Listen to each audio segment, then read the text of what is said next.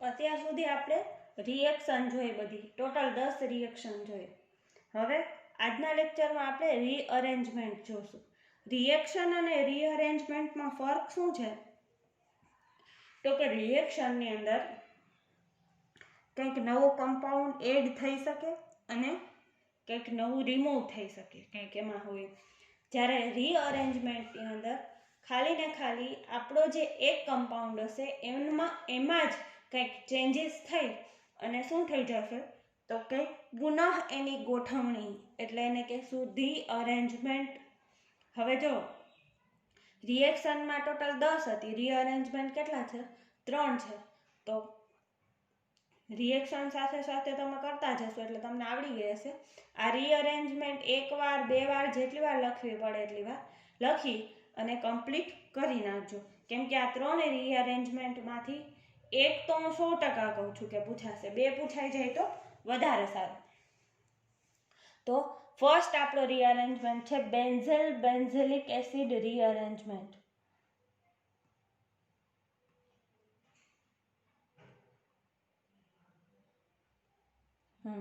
બેન્ઝેલ બેન્ઝિલિક acid રીઅરેન્જમેન્ટ શું થશે? તો કે the conversion of benzil into benzylic acid in the presence of base as a catalyst. This rearrangement is known as benzyl benzylic acid rearrangement. બેન્ઝિલ હોય ને આપણો, બેન્ઝિલનું સૂત્ર અત્યાર સુધી તમારે નહીં આવ્યું હોય, અને આવ્યું હોય તો મને ખબર નથી, પણ તમે હવે યાદ રાખજો. બેન્ઝિલનું સૂત્ર આવું કંઈક થાય. વચ્ચે સી ડબલ બોન્ડ હોય અને આજુબાજુ શું હોય છે? તો કે ફિનાઇલની રિંગ હોય. તેને કહેવાય બેન્ઝિલ. અને એમાંય જો બેન્ઝિલને બીજું સામાન્ય નામમાં શું કહેવાશે? 1,2-ડાયકાર્બોનાઇલ. દેખાય છે અહીંયા વન પોઝિશન ઉપર એ કાર્બોનાઇલ ગ્રુપ છે અને આ સેકન્ડ કાર્બોનાઇલ ગ્રુપ છે, તો એને કહેવાય 1,2-ડાયકાર્બોનાઇલ. કોની હાજરીમાં પ્રક્રિયા કરશે? બેઝની હાજરીમાં. તો આ બે જે ફિનાઇલની રિંગ છે કાર્બન સાથે જોડાયેલી રહેશે જ, પણ બીજું શું થશે? તો કે આ OH છે એ આ સી ડબલ બોન્ડ O છે ને એની સાથે જોડાશે. તો સી ડબલ બોન્ડ O અને OH શું બનશે? એસિડ. અને આ OH ગ્રુપ અહીંયાથી છૂટું પડશે. કેમ કે આપણે અહીંયા લીધું શું છે? H+ પણ લીધું છે, તો H+ અને OH- બનશે શું? બેન્ઝિલિક એસિડ, અથવા તો એને કહેવાય હાઇડ્રોક્સી કાર્બોક્સિલિક એસિડ. આટલો પાર્ટ હોય ને તો એને આપણે શું કહીએ? આટલું હોય એને કાર્બોક્સિલિક એસિડ કહીએ, પણ અહીંયા OH ગ્રુપ છે તો એને કહેવાય હાઇડ્રોક્સી કાર્બોક્સિલિક એસિડ, અથવા શું કહીએ? બેન્ઝિલિક એસિડ. તો બેન્ઝિલ એટલે 1,2-ડાયકાર્બોનાઇલ કમ્પાઉન્ડ અને બેન્ઝિલિક એસિડ એટલે હાઇડ્રોક્સી કાર્બોક્સિલિક એસિડ. મિકેનિઝમ જોઈએ. મિકેનિઝમ તો હવે તમારા માટે રમકડા જેવું છે. કાર્બોનાઇલ કાર્બન ઉપર અટેક કરશે. કોણ? આપણો OH- બનાવશે શું? કાર્બેનાયન 1. આ રહ્યું અટેક કર્યું O-. પછી આ કાર્બેનાયન 1 છે શું થશે? તો કે અહીંયાથી આ ફિનાઇલ રિંગ છે એ ક્યાં ટ્રાન્સફર થઈ જશે? અહીંયા ટ્રાન્સફર થઈ જશે. ફિનાઇલ રિંગ અહીંયા ટ્રાન્સફર થઈ ગઈ અને આ કાર્બન ઉપર કેવો ચાર્જ આવી જશે? Negative charge. તો શું બનશે? કાર્બેનાયન 2. આ કાર્બેનાયન 2 છે એ શેમાં કન્વર્ટ થશે? પ્રોટોન શિફ્ટ થશે. પ્રોટોન શિફ્ટ એટલે H+ નું સ્થળાંતર. અહીંયા જે H છે ને એ ક્યાં કન્વર્ટ થઈ જશે?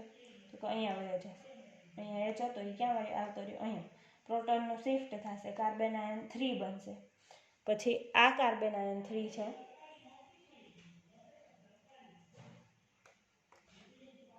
એ H+ અને H2O એટલે કે હાઇડ્રોલિસિસ થશે અને શેમાં કન્વર્ટ થશે?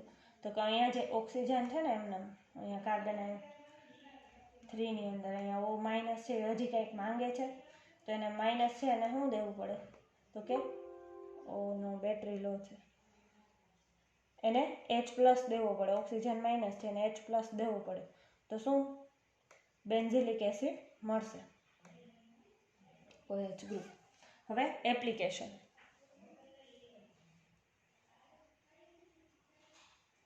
એપ્લિકેશનનો કોઈ પણ એવો કમ્પાઉન્ડ લેવાનો તમારે કે જે શું ધરાવતો હોય, સી ડબલ બોન્ડ ઓ. આનું નામ છે 9,10 ફિનોલ્ફ્થાક્વિનોન. કેમ 6 મેમ્બર રિંગ હોય ને વચ્ચે 3 બોન્ડ હોય ને તો એને બેન્ઝીન જ કહેવાય. એમ આ 3 છે ને 6 મેમ્બર રિંગ છે અને અહીંયા શું છે તો કે ડબલ બોન્ડ હોય છે. 1,2 ડાયકાર્બોનાઇલ કમ્પાઉન્ડ જોઈએ આપણે ઈ છે તો એને ફિનોલ્ફ્થાક્વિનોન કહેવાય. પછી હવે ઈ કેમ નામ આવ્યું નહીં, આનું નામ તમારે યાદ રાખવું પડશે. આ ટાઈપની રિંગ હોય એની પ્રક્રિયા બેઝની હાજરીમાં ને H+, તો ડાયરેક્ટ શું થશે, બે વસ્તુ થશે. આ સી ડબલ ઓ છે એ શેમાં કન્વર્ટ થઈ જશે, OH ગ્રુપમાં. અને આ સી ડબલ બોન્ડ હોય છે એ સી ડબલ OH અને બનશે શું 9 હાઇડ્રોક્સી 9 ફ્યુરો કાર્બોક્સિલિક એસિડ. નામ ન આવડે તો ખાલી તમે શું લખી શકો, એને બેન્ઝિલિક એસિડ લખી શકો. બીજું છે તમારે ખાલી 1,2 ડાયકાર્બોનાઇલ કમ્પાઉન્ડ હોવું જોઈએ એપ્લિકેશન કરો ને ત્યારે. આ ટાઈપનું હોવું જોઈએ. બાજુમાં સી ડબલ બોન્ડ બે હારે પ્રક્રિયા કરો, એક સી ડબલ OHમાં કન્વર્ટ થઈ જશે અને એક OHમાં. બાકી બધું હતું એમને એમ. બેકમાન રીઅરેન્જમેન્ટ આપણે પહેલા કર્યું રીઅરેન્જમેન્ટ બેન્ઝિલિક રીઅરેન્જમેન્ટ. શું હતું એમાં તો કે 1,2 ડાયકાર્બોનાઇલ કમ્પાઉન્ડ અથવા એને બીજું શું કહેવાય, બેન્ઝિલ કહેવાય. કોની હાજરીમાં પ્રક્રિયા કરશે, NaOH સાથે પ્રક્રિયા કરશે. કન્વર્ટ શેમાં થઈ જશે, બેન્ઝિલિક એસિડની અંદર કન્વર્ટ થઈ જશે. હવે સેકન્ડ રીઅરેન્જમેન્ટ જોઈએ, બેકમાન રીઅરેન્જમેન્ટ.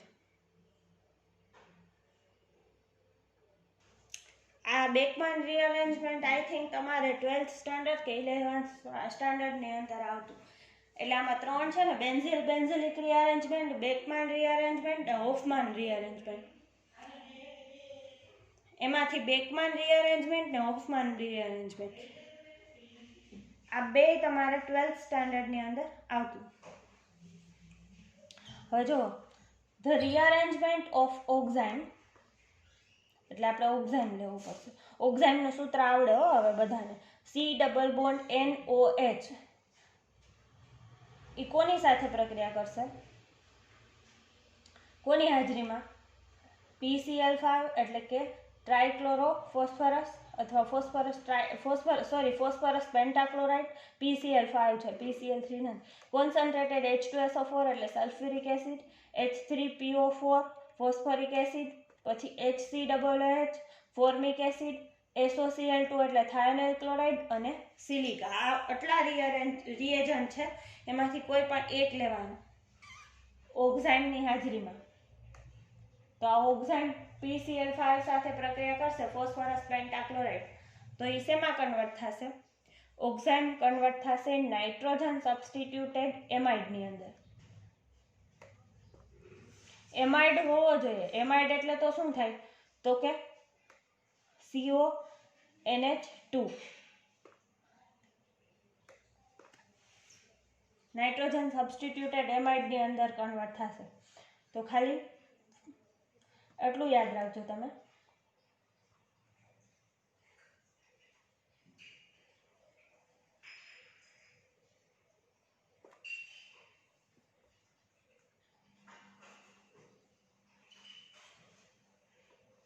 ઓક્ઝાઇમ લેવાનું. ઓક્ઝાઇમનું સૂત્ર તમને આવડવું જોઈએ. C double bond NOH phosphorus pentachloride સાથે પ્રક્રિયા કરશે, કન્વર્ટ થશે CONH2. CONH2 એટલે એમાઇડ. એમાઇડની અંદર કન્વર્ટ થશે. મિકેનિઝમમાં પહેલા આપણે ઓક્ઝાઇમ લેવાનું છે. એની પ્રક્રિયા કોઈ પણ એસિડિક રિએજન્ટમાં ક્યાં છે તો કે આ phosphorus pentachloride, concentrated H2SO4 phosphoric acid, formic acid, thionyl chloride અને સિલિકા. આમાંથી કોઈ પણ એક લ્યો તમે, એસિડિક છે, પ્રક્રિયા કરશે અને આપણને શું આપશે, ઇન્ટરમીડિયેટ. કેમ કે આ H અહીંયા OH તો છે જ, વધારાનો H જોડાશે તો શેમાં કન્વર્ટ થશે, OH2માં. હવે OH2 છે તો આની ઉપર ઓક્સિજન ઉપર ચાર્જ કેવો આવશે, પ્લસ આવશે, કેમ કે ઓ છે ઓક્સિજન છે એ હંમેશા OH માઇનસ હોય, પણ OH2 છે એટલે OH2 પ્લસ. પછી આપણો જે આ ઇન્ટરમીડિયેટ 1 છે એમાંથી આ H2O છે ને એ રિમૂવ થઈ જશે. H2O રિમૂવ થઈ જશે તો આ પોઝિટિવ ચાર્જ છે એ ટ્રાન્સફર ક્યાં થઈ જશે? આ કાર્બન ઉપર ટ્રાન્સફર થઈ જશે અહીંયા, અને બનશે શું? ઇન્ટરમીડિયેટ બનશે. હવે આ ઇન્ટરમીડિયેટ છે એ ફર્ધર કોની સાથે પ્રક્રિયા કરશે? H2O સાથે, અને અહીંયા H2O આ કાર્બન હારે જોડાશે. હવે બનાવશે શું? ઇન્ટરમીડિયેટ 2. હવે અહીંયા OH સાથે પ્રક્રિયા કરવાનું કારણ શું?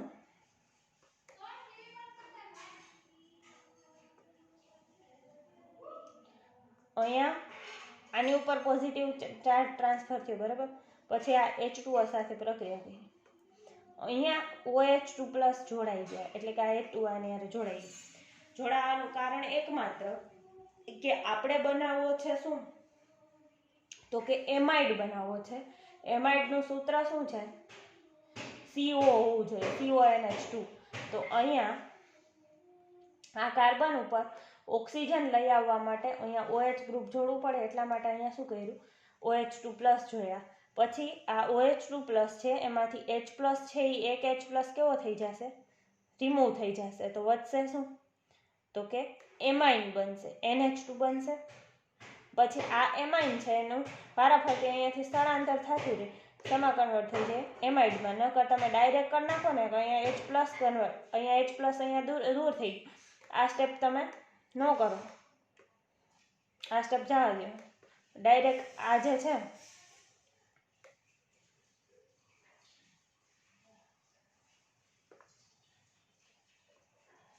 Just remove this step.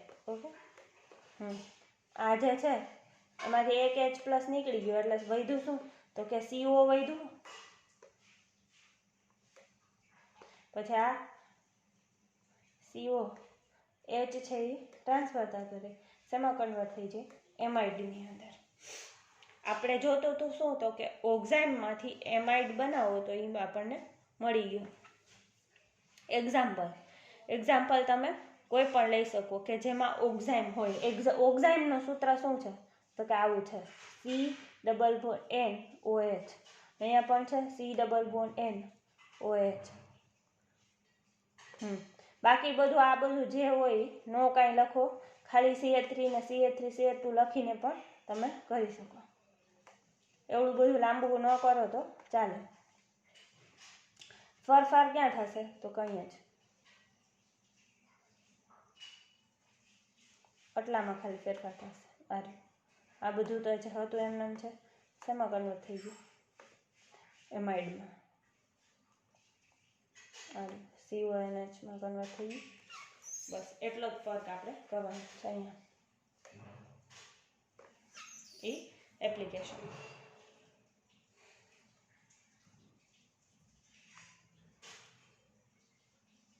બેકમાન રીઅરેન્જમેન્ટ.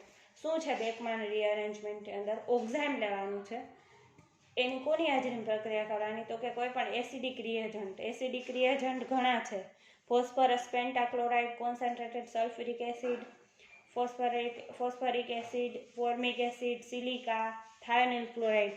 આપશે શું? એમાઇડ. આ ચેપ્ટરનું લાસ્ટ રીઅરેન્જમેન્ટ છે હોફમાન બ્રોમામાઇડ ડિગ્રેડેશન. આ છે ને મોસ્ટ આઈએમપી છે. જેમ કે મેં રિએક્શનની અંદર તમને એમ કીધું હતું કે વિટીન રિએક્શન હંમેશા પૂછાય છે, એવી રીતે રીઅરેન્જમેન્ટની અંદર હોફમાન રીઅરેન્જમેન્ટ પૂછાય જ છે. હોફમાન રીઅરેન્જમેન્ટમાં શું લેવાનું છે તમારે? તો કે હોફમાન બ્રોમામાઇડ ડિગ્રેડેશન. હવે જો એમાઇડ લેવાનું છે, ધાર્યું CONH2 CONH2 એટલે એમાઇડ છે. અને રિએક્શનનું નામ જ શું છે? બ્રોમામાઇડ. એટલે બ્રોમિનની જરૂર પડશે. તો કે હા, રિએક્શન વિથ બ્રોમિન છે. And strong alkali. Strong alkali એ તરીકે 2 NaOH અથવા KOH આપણે લઈ શકીએ. એ આપશે શું આપણને? એમાઇડ નહીં હો, અહીંયા મિસ્ટેક છે. અહીંયા એમાઇડની બદલે શું કરી નાખજો? એમાઇન. એમાઇનનું સૂત્ર શું છે? તો કે CONH2 એટલે એમાઇડ થાય અને ખાલી NH2 એટલે શું થાય? એમાઇન. એમાઇન માટેનું આખું ચેપ્ટર આપણે ભણ્યા હતા, પ્રાઇમરી એમાઇન, સેકન્ડરી એમાઇન ને ટર્સરી એમાઇન, થર્ડ સેમેસ્ટરની અંદર નાઇટ્રોજન ફંક્શનલ ગ્રુપ હતા ને એમાં. તો અહીંયાથી ખાલી આપણે આ CO ગ્રુપ છે એ રિમૂવ કરવાનું છે. અહીંયાથી CO ગ્રુપ તો આ એમાઇડ છે એ શેમાં કન્વર્ટ થઈ જશે? એમાઇનની અંદર. આ KBr પોટેશિયમ કાર્બોનેટ અને વોટર છે એ બાય પ્રોડક્ટ તરીકે રિમૂવ થઈ જશે. સાવ ઇઝી. એમાઇડની પ્રક્રિયા બ્રોમિન અને NaOH સાથે કરતા ઈ શેમાં કન્વર્ટ થઈ જશે? Amide convert into amine. પછી KBr પોટેશિયમ કાર્બોનેટ ને વોટર છે એ આપણને બાય પ્રોડક્ટ તરીકે મળશે. મિકેનિઝમ જોઈએ. મિકેનિઝમમાં CONH2 હોય ને એવું કોઈ પણ લેવાનું.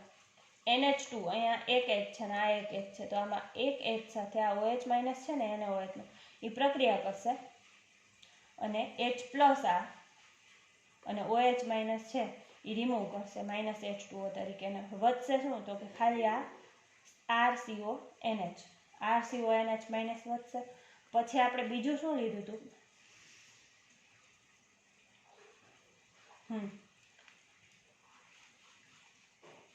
બીજું બ્રોમિન. હજી બ્રોમિન બાકી છે. બ્રોમિન લીધું હતું. બ્રોમિન એટલે Br2. તો આ Br પ્રક્રિયા કરીએ આપણે તો શું થશે? તો કે એક Br છે ને આની સાથે જોડાશે અને બનશે RCONHBr. એને કહેવાય N-બ્રોમામાઇડ. પછી RCONHBr છે ને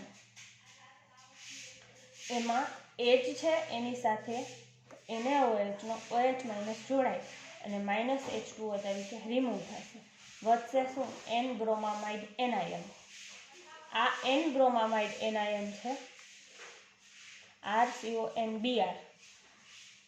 એમાં 1 to આલ્કાઇલ શિફ્ટ થશે, એટલે કે આલ્કાઇલ ગ્રુપ છે એ ખાલી ચેન્જ થશે. તો હવે આલ્કાઇલ ગ્રુપ છે એ અહીંયા આવી જાય તો શું વધે? તો કે RNC. હવે જુઓ, CN એટલે સાયનાઇડ થાય અને NC એટલે શું થાય?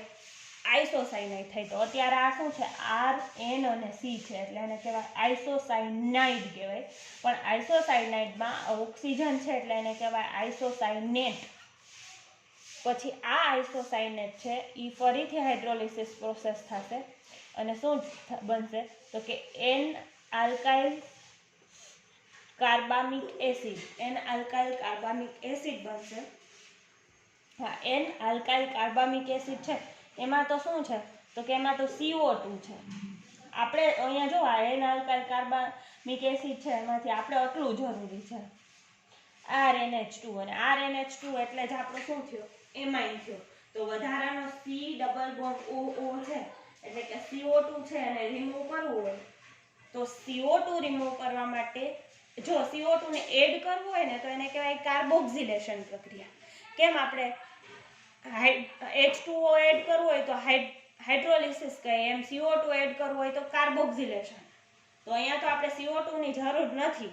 તો દૂર કરવું હોય આ N-આલ્કાઇલ કાર્બામિક એસિડમાંથી CO2 ને,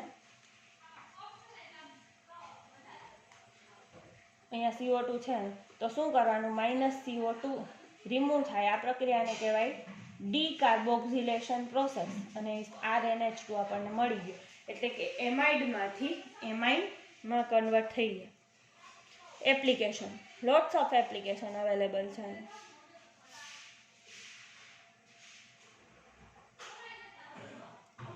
આ એપ્લિકેશન જોઈએ આપણે. આ શું છે? RCONH2 group. એમાંથી CONH2 ગ્રુપ શેમાં કન્વર્ટ થઈ જાય? NH2 ગ્રુપમાં. કોની હાજરીમાં? Br2 ને NaOH.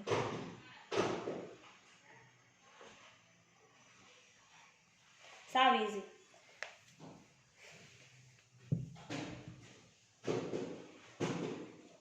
આ ખાલી બેન્ઝીનની અંદર બોન્ડ ન હોય ત્યારે એને સાયક્લોહેક્ઝેન કહેવાય. તો આ રહ્યું સાયક્લોહેક્ઝેન છે. કેટલામાં કાર્બન ઉપર મિથાઇલ ગ્રુપ છે? તો કે પહેલા ઉપર. તો 1 મિથાઇલ સાયક્લોહેક્ઝેન છે.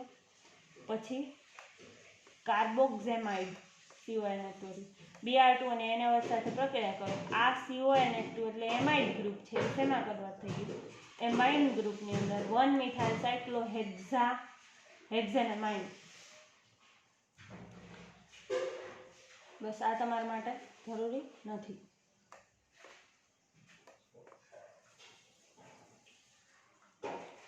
આની અંદર એ ટાઈપનું છે કે આ જે છે ને એટલું CONF2 Br2 NaOH સાથે પ્રક્રિયા કરીને શેમાં કન્વર્ટ થઈ જશે Na2 માં. આ તો બધું એમને એમ જ છે.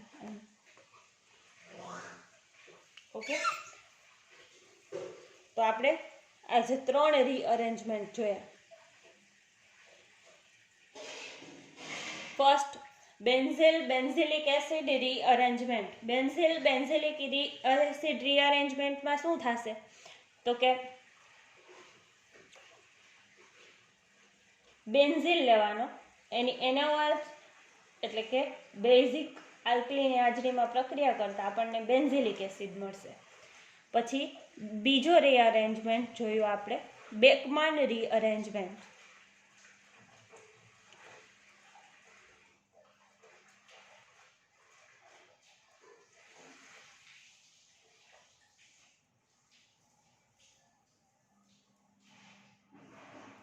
બેકમાન રીઅરેન્જમેન્ટ એની અંદર શું થશે તો કે બેકમાન રીઅરેન્જમેન્ટની અંદર આપણે ઓક્ઝાઇમ લેવાનું છે.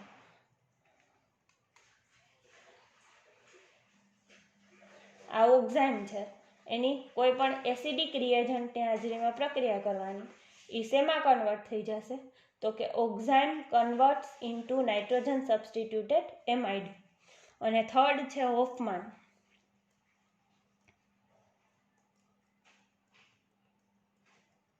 હોફમાનમાં એમાઇડ આવશે.